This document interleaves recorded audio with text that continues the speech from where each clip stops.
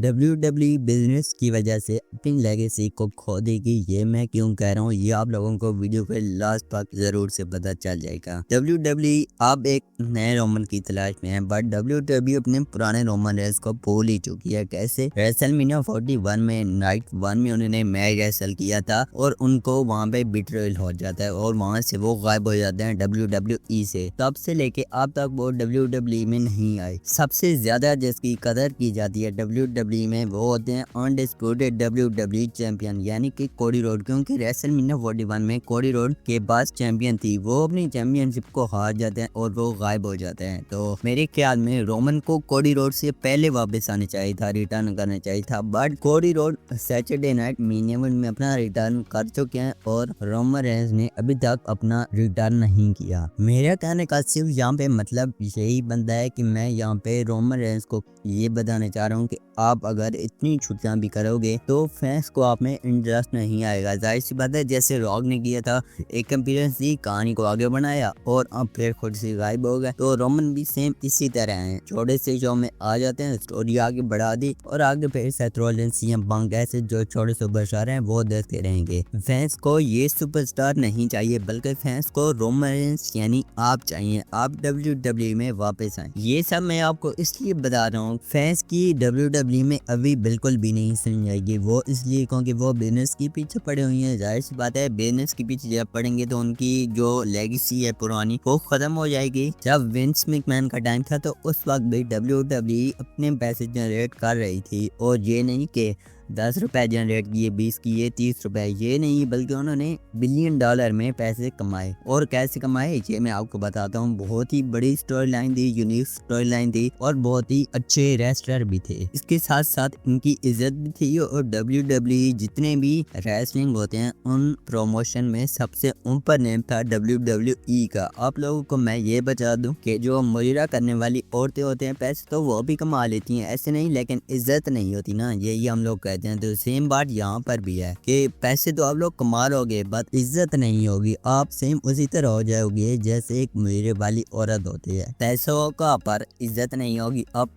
उस पैसे को आप लोग क्या करोगे, ये मुझे आप एक बार सिर्फ ये बता दो, मतलब उस पैसे का आप लोग क्या कर सकते हो। WWE के बारे में मैंने आप लोगों को जो नेगेटिव साइड थी वो तो बता दिया, अब मैं आप लोगों को पॉजिटिव बताता हूँ। यानी कि WWE में जब कोई सुपरस्टार है ही नहीं जो कंपनी को ऊपर लेके जाएगा, तो WWE को बहुत से एक्सपेरिमेंट करने होते हैं। जैसा कि आप देखो, जब जॉन सीना WWE से चले गए थे, मतलब WWE ने उन्हें बाहर फेंक दिया था, जाओ तुम किसी काम के नहीं हो, तो स्टेफनी मैकमैन ने सिंगर वाला स्टाइल देखा तो बहुत ही यूनिक गिमिक के साथ WWE में जॉन सीना को वापस लाया। मैं आप लोगों को ये बता दूं, जब जॉन सीना पे इस तरह के एक्सपेरिमेंट हो रहे थे तो उस वक्त WWE को चलाने के लिए अंडरटेकर, केन, स्टोन कोल्ड जैसे बहुत बड़े बड़े सुपरस्टार थे, तो इसलिए जॉन सीना को एक्सपेरिमेंट करना बहुत ज्यादा जरूरी थे। और मैं आप लोगों को बता दूं, इस वक्त WWE में कोई ऐसा सुपरस्टार नहीं है जो WWE को चला सके। एक थे रोमन रेंस, तो वो WWE में आते नहीं, और दूसरे थे